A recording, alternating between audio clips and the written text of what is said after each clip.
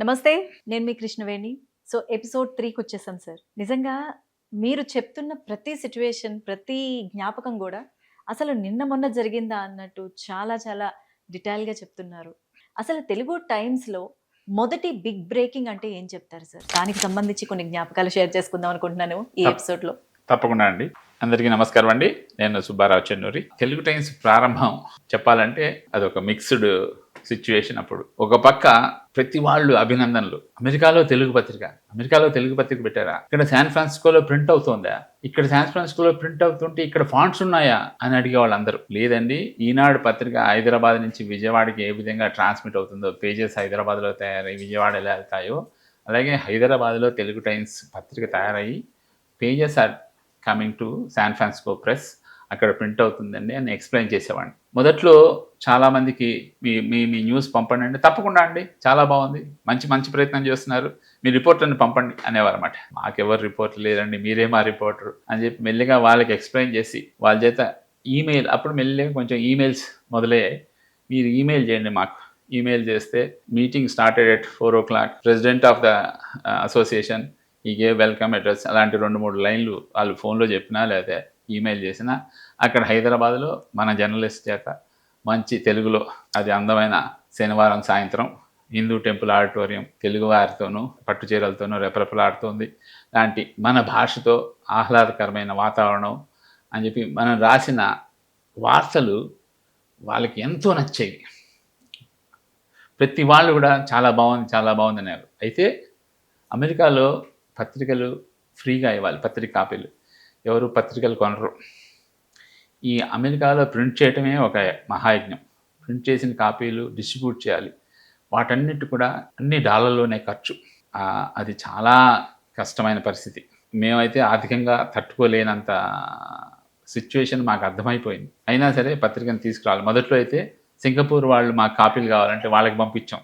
మళ్ళీ కొన్నాళ్ళ తర్వాత అంత భారం మనము మొయ్యలేమని చెప్పి ఆపేసాం. అలాగే దుబాయ్ వాళ్ళు మాకు ఇక్కడ పత్రిక కావాలంటే దుబాయ్ ఎడిషన్ కూడా స్టార్ట్ చేసాం, దుబాయ్ కోసం ప్రత్యేకమైన పత్రిక అంటూ. మళ్ళీ 6 నెలల తర్వాత అది కూడా ఆపేసాం. ఎందుకంటే ఇవన్నీ మోయలేని భారాలు. పత్రిక రన్ చేయటానికి నేను అటు ఇటు తిరుగుతూ ఉండేవాడిని. దాదాపు సంవత్సరానికి 4 సార్లు వెళ్తుండేవాడిని. ఇలాంటి టైంలో అసలు పత్రికని ఎలా ముందుకు తీసుకెళ్లాలని అనుకున్న టైంలో ఒక అద్భుతం జరిగింది. పత్రికకి కావాల్సిన బ్రేక్ భగవంతుడు ఇచ్చాడు. ఎలా ఇచ్చాడు అంటే, నేను మామూలుగా హైదరాబాద్లో commissioner information public relations CIPR ఆయన దగ్గరికి వెళ్ళి అప్పుడప్పుడు వెళ్ళి ఒక అడ్వర్టైజ్మెంట్ అడుగుతూ ఉంటాం. అమెరికాలో తెలుగు పత్రిక దాని అడ్వర్టైజ్మెంట్ ఇవ్వటం జరుగుతూ ఉండేది. అప్పుడు తెలిసింది అప్పటి ముఖ్యమంత్రి డాక్టర్ వైఎస్ రాజశేఖర రెడ్డి గారు అమెరికా వెళ్తున్నారు అని. వెంటనే నేను అప్పటి IAS ఆఫీసర్ పార్థసారి గారి దగ్గరికి వెళ్ళి, అమెరికాలో ముఖ్యమంత్రి గారు వెళ్ళేటప్పుడు అమెరికాలో మనం అడ్వర్టైజ్ చేద్దాం, మనకి అక్కడ ఇండియన్ పేపర్స్ ఉన్నాయి. అప్పుడు ఇండియాలో ఇండియా అబ్రాడ్ పత్రిక ఉండేది, ఇండియా ట్రిబ్యూన్ అనే పత్రిక ఉండేది, ఇండియా రిపోర్టర్ అనే పత్రిక ఉండేది, ఇండియా వెస్ట్ అనే పత్రిక ఉండేది, ఇండియన్ ఎక్స్ప్రెస్ ఉండేది. 5 పత్రికలు ఉన్నాయి. ఈ 5 పత్రికల్లో ఫుల్ పేజ్ యాడ్స్ వేద్దాం, గవర్నమెంట్ ప్రోగ్రామ్స్ గురించి ఒక ఆర్టికల్ రాయిద్దాం అని చెప్పి నేను చెప్పాను. ఆయన ఇది నేను చేయాల్సింది కాదు, సీఎం ఆఫీస్ అంతా కోఆర్డినేట్ చేస్తుంది అంటే, దెన్ అప్పుడు మా పార్ట్నర్ ప్రసాద్ గారపాటి గారికి కూడా తెలిసి ఉండటం వల్ల అప్పటి principal secretary to chief minister Jannat Hussain గారు ఉన్నారన్నమాట. జన్నత్ హుస్సేన్ గారి దగ్గరికి వెళ్ళి ఈ విధంగా నా ప్రపోజల్ మళ్ళీ ఆయనకి చెప్తే ఆయనకు బాగా నచ్చింది. ఆయన వెంటనే దానికి క్లియరెన్స్ ఇచ్చారు. ఎప్పుడైతే సీఎం ఆఫీస్ నుంచి క్లియరెన్స్ వచ్చిందో టకటకా పనులన్నీ ఫాస్ట్గా జరగటం మొదలెట్టాయి. అమెరికాలో ఉన్న ఇంగ్లీష్ మ్యాగజైన్స్ అన్నిట్లోనూ ముఖ్యమంత్రి గారి మీద ఫుల్ పేజ్ ఆర్టికల్స్, ఆంధ్రప్రదేశ్ సంబంధించిన ఆర్టికల్స్, తర్వాత ఏమో ఫుల్ పేజీ అడ్వర్టైజ్మెంట్స్ పబ్లిష్ చేసామన్నమాట. ముఖ్యమంత్రి గారు వెళ్ళే టైంకి నన్ను కూడా అఫీషియల్గా media coordinator to the CM అని చెప్పి నాకు దాన్ని కూడా బడ్జెట్లో పెట్టుకోవటం జరిగింది. అప్పుడు సీఎం గారితో పాటు వెళ్ళామన్నమాట. ఆ సందర్భంలోనే తెలుగు టైమ్స్ శాన్ ఫ్రాన్సిస్కోలో ప్రింట్ అయ్యే తెలుగు టైమ్స్ని న్యూజెర్సీ నుంచి కూడా ప్రింట్ చేద్దామని చెప్పి Telugu Times East Coast edition కూడా అప్పుడు ముఖ్యమంత్రి గారు వైఎస్ రాజశేఖర రెడ్డి గారి చేతుల మీదుగా అప్పుడు షికాగోలో ప్రారంభోత్సవం చేశాం. అయితే ఇంతటితో అవ్వలేదు, అసలైన అద్భుతం ఆ తర్వాత జరిగింది. అసలు రాజశేఖర రెడ్డి గారు అమెరికా వెళ్ళింది ఏంటంటే, అక్కడ సెంట్ లూయిస్లో జరిగే వరల్డ్ అగ్రికల్చర్ ఫోరంలో ఆయన కీనోట్ అడ్రస్ ఇస్తున్నారు. అన్ని దేశాల నుంచి అనేక మంది మంత్రులు, ముఖ్యమంత్రులు, రాష్ట్రానికి చెందిన ముఖ్యమంత్రులు, దేశానికి సంబంధించిన అధ్యక్షులు వచ్చి ఉన్నారు. దానికి నేను కూడా వెళ్ళాను. అప్పుడు ఇది 2007 మేలో అనమాట. 2007 మేలో జరిగినప్పుడు అప్పటికే TV9 అమెరికాలో కూడా తన కార్యక్రమాలు చేయటం మొదలెట్టింది. రమేష్ అన్నంరెడ్డి గారు TV9 రిప్రజెంటేటివ్గా అమెరికాలో ఉన్నారు. ఆయన వాషింగ్టన్లో ఉంటారు, నాకు మంచి మిత్రుడు. ఆయన కూడా సీఎం వచ్చారు కదా అని చెప్పి ఆయన కూడా సిఆర్టీలో వచ్చారు.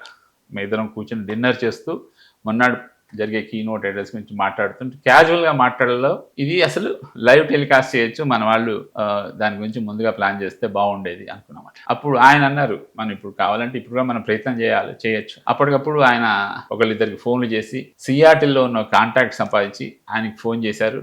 అది మా అదృష్టం. నార్మల్గా ఈ అమెరికన్స్ వీళ్ళు సాయంత్రం అయిన తర్వాత రాత్రి అయిన తర్వాత వాళ్ళ ప్రైవేట్ టైం వేరే ఫోన్లు ఎత్తరు.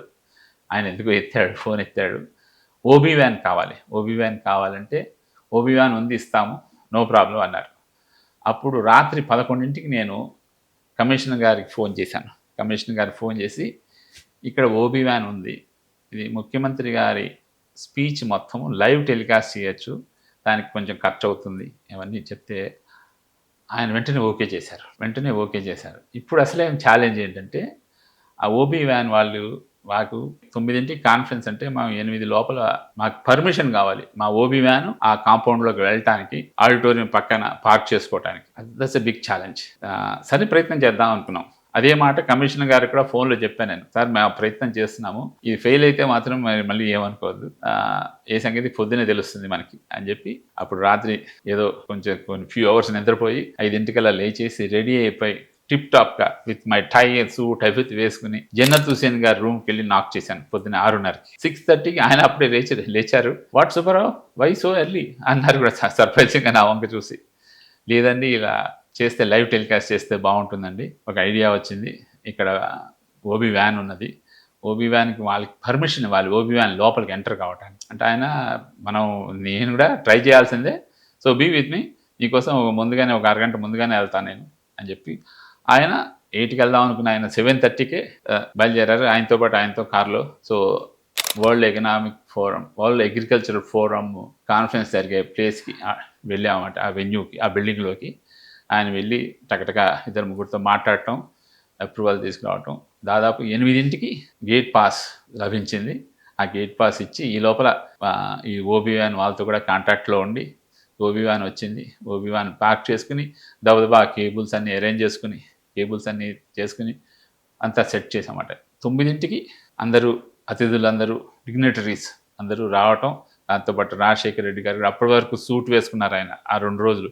వెంటనే ఆయన స్వచ్ఛమైన తెలుగువాడిగా తన మామూలు డ్రెస్లో ఆయన వచ్చారు హుందాగా లోపలికి వెళ్ళి. తర్వాత 9:30కి ఆయన కీనోట్ అడ్రస్ ప్రారంభమైంది. నేనైతే ఓబీ వ్యాన్లోనే కూర్చున్నాను, ఒక లూజ్గా ఉన్న ఒక కేబుల్ పట్టుకుని నేనైతే ఓబీ వ్యాన్లోనే చూశాను ముఖ్యమంత్రి గారి మాట్లాడటం అంతా కూడా. ఆయన 40 నిమిషాలు జరిగింది, చాలా బాగా మాట్లాడారు. అందరూ అప్రిషియేషను, కరతాళధ్వనులు అన్నీ జరిగాయి. అయిపోయిన తర్వాత ముఖ్యమంత్రి రాజశేఖర రెడ్డి గారు బయటకు వచ్చేసారు, కారిడార్లోంచి బయటకు వస్తున్నారు. అప్పుడే నేను నాతో పాటు రమేష్ అన్నంరెడ్డి గారు మేమంతా వెళ్ళాం. అక్కడ జన్నత్ హుసేన్ గారు ఆయన కూడా నిలబడి ఉన్నారు, మేమంతా అక్కడ నిలబడి ఉన్నాం. ఆ టైంలో ముఖ్యమంత్రి గారు వస్తుంటే రోషయ్య గారు ఫోన్ చేశారు హైదరాబాద్ నుంచి, సార్ మీరు బ్రహ్మాండంగా మాట్లాడారు సార్ అంటే. రోషయ్య నీకెలా తెలిసిందయ్యా అని అంటే, లేదు మేమంతా లైవ్ టెలికాస్ట్లో చూసాము, అన్ని TV9 నుంచి అన్ని ఛానల్స్లోనూ లైవ్ టెలికాస్ట్ అయింది మీరు మాట్లాడింది అంటే. ముఖ్యమంత్రి గారు ఐ వాజ్ సో హ్యాపీ. అప్పుడు జన్నత్ హుసేన్ గారు మమ్మల్ని పరిచయం చేశారు వారికి. ముఖ్యమంత్రి గారు చాలా సంతోషంగా రాజశేఖర రెడ్డి గారు ఈ ప్యాటెడ్ వెరీ గుడ్ జాబ్ అన్నారు. ఆ విధంగా ఆయన పర్సనల్గా గుర్తుంచుకుని ఏం సుబ్బారావు ఎలా ఉన్నావు అనే పరిచయం కూడా నాకు ముఖ్యమంత్రి గారితో లభించింది. అంత గొప్ప అనుభవం నాకు రావటం కాదు, ఒక్కసారిగా తెలుగు టైమ్స్ అందరికీ తెలిసింది. అమెరికాలో ఉన్న వాళ్ళకి కాకుండా ఆంధ్రప్రదేశ్ గవర్నమెంట్లో కొందరు ముఖ్యులు, సీనియర్ IAS ఆఫీసర్లు వాళ్ళకి కూడా తెలుగు టైమ్స్ పరిచయం జరిగింది. అమెరికాలో చాలామందికి ఏంటంటే ముఖ్యమంత్రి రాజశేఖర రెడ్డి గారు రావటం అనేది పెద్ద విశేషం. అప్పటికే అన్ని ఇండియన్ పేపర్స్లో ఆ వార్తలు రావటం వల్ల, మనం ఫుల్ పేజ్ యాడ్ ఇవ్వటం వల్ల ఈ ముఖ్యమంత్రి గారి జరిగిన 4 రోజుల విశేషాలు కూడా అందరూ ముఖ్యంగా ప్రచురించారు. దానివల్ల పూర్తిగా అప్పుడు ఆన్లైన్ అంతా లేకపోయినా కూడా అందరికీ తెలిసింది. ఆ టైంలోనే తెలుగు టైమ్స్ కూడా అందరికీ తెలిసింది అనమాట. అది ఒక గొప్ప అదృష్టం. నా జీవితంలో జరిగిన కొన్ని మొదటి క్షణాల్లో అది కూడా ఒకటి. ఆ విధంగా ముఖ్యమంత్రి గారితో నాకు పరిచయం అవటం అన్న విషయం కంటే కూడా తెలుగు టైమ్స్ అందరికీ పరిచయం అయింది. దాదాపు అమెరికాలో ఉన్న తెలుగు సంఘాల వాళ్ళు, తెలుగు వాళ్ళు అందరూ కూడా ముఖ్యమంత్రి రాజశేఖర రెడ్డి గారు అమెరికా వచ్చారన్న వార్త ఎంత ఇంపార్టెంటో అదంతా కూడా లైవ్ టెలికాస్ట్ జరిగింది. అది వచ్చింది, అన్ని చోట్ల వచ్చింది, ఆంధ్రాలో అన్ని హెడ్లైన్స్లో వచ్చింది, న్యూస్ పేపర్స్లో అన్న విషయం.